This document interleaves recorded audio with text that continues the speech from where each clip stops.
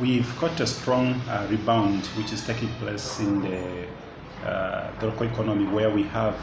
very strong confidence from most of the prospective investors as well as the portfolio investors, which has actually potentially given us a very good shape for us to actually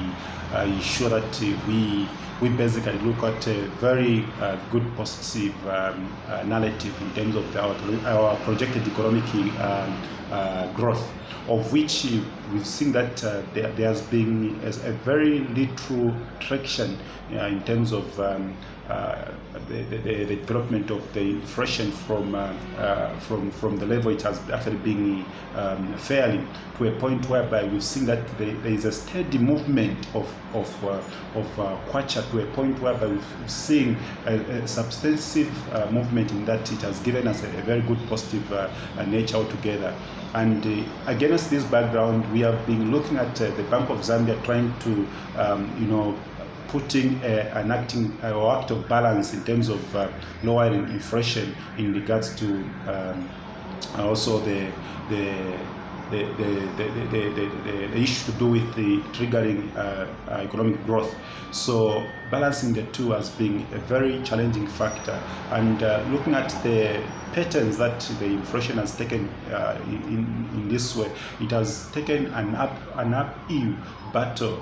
to a point whereby it has drifted away from the target range, and it's got now a slow movement in terms of reduction. So there is a need for Bank of Zambia to actually trigger a small basis point on the monetary policy rate to ensure that we are able to cushion and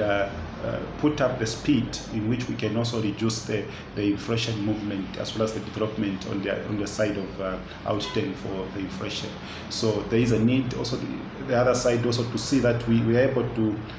have a balance fact as well, to see that we don't need to put a very precarious situation in terms of capital for business if we go with a huge margin in terms of triggering inflation, triggering the policy rate. So on the other hand also, it is very important that we have noticed that Zambia has taken a very good stance in terms of copper production, which has remained on a very positive record for some time, and this has given birth to a number of key pointers that we are able to see, even when you look at the intervention that took place in July, mid-July, where there was an offload of about $686.5 million to actually cushion the impact that we are able to see from FX market, which is actually basically the forex performance. So what I would say is that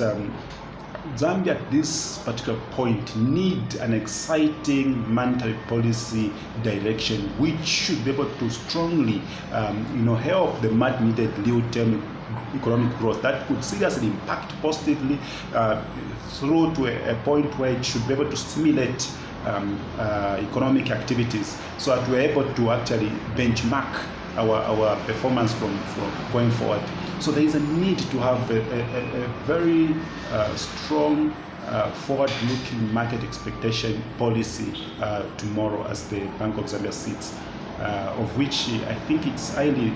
important that we should look at having this to be done in a very favorable way. And also the other thing that the outlook for the economic space looks positive at the back of a strong market sentiment. So there is a need for us to maintain this and ensure that we trigger high productivity level for us to